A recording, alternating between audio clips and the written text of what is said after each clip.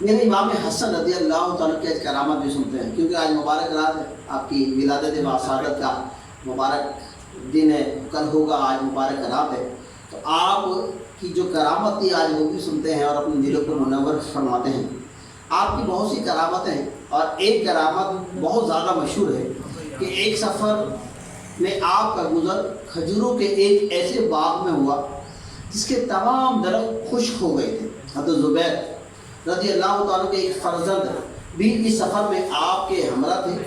آپ نے اسی باغ میں پڑاؤ کیا اور خدام نے آپ کا بستر ایک سوکھے درخت کی جڑ میں بچھا دیا۔ سنیے گا کیا پیاری کرامت ہے آپ کی، کہ ایک سوکھا جو درخت تھا اس کی جڑ میں آپ کا بستر بچھا دیا گیا، اور حضرت زبیر رضی اللہ عنہ کے فرزند نے عرض کی، اے ابن رسول، کاش اس سوکھے درخت پر تازہ کھجوریں ہوتی تو ہم لوگ سیراب ہو کر کھا لیتے۔ اللہ اکبر، اللہ اکبر۔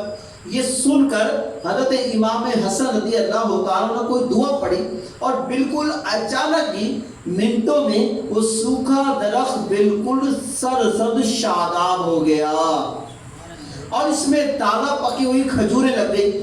یہ منظر دیکھ کر ایک شتربان کہنے لگا، خدا کی قسم یہ تو جادو کا کرشمہ ہے۔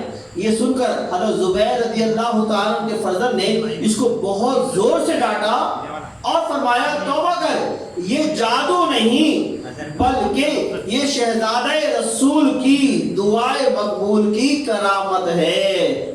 اور پھر لوگوں نے کھجوروں کو درخت سے توڑا، اور سب ہمراہیوں نے خوب شکم سیر ہو کر کھایا۔ صلو علی الحبیب صلی اللہ